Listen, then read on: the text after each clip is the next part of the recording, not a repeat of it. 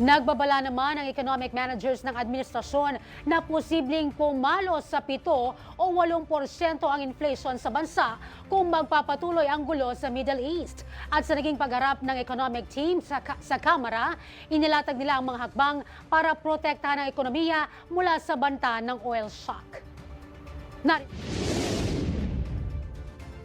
Sa gitna ng pabago-bagong presyo ng langis sa pandaigdigang merkado, gawa ng kaguluhan sa gitnang silangan, humarap ang economic leaders ng gobyerno sa Kamara.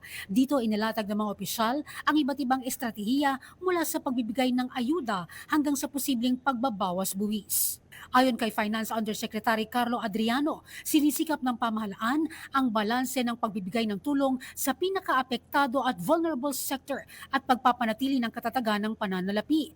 Aniya, naisumiti na rin nila kay Pangulong Ferdinand Marcos Jr. ang rekomendasyon para sa suspensyon o pagbabawas ng excise tax sa petrolyo. Samantala, sinabi ni Acting Budget Secretary Rolando Toledo na kinakailangang higpitan ang paggastos ng mga ahensya ng gobyerno upang makalikom ng pondo para sa agarang tulong. Kabilang din sa plano ang pagpapababa sa logistics cost para hindi gaano maramdaman ang taas presyo sa mga pangunahing bilihin. Para naman matiyak na may pondo para sa krisis, inirekomenda ng DBM ang mandatory na 20% pagtitipid ng mga ahensya ng gobyerno sa kanilang non-essential spending. Inilahad naman ni Department of Economy, Planning and Development Secretary Arsenio Balisacan ang mas mahirap na senaryo na sinisikap na iwasan ng mga opisyal kung mananatiling mataas ang presyo ng krudo sa loob ng mahabang panahon. Babala ng kalihim kung aabot sa $150 ang kada bariles ng krudo, posibleng bumalik ang bansa sa napakataas na inflation na naranasan noong 2023. Nagbabala rin si Balisacan ng parehong oil shock ay maaring magpabagal sa paglago ng ekonomiya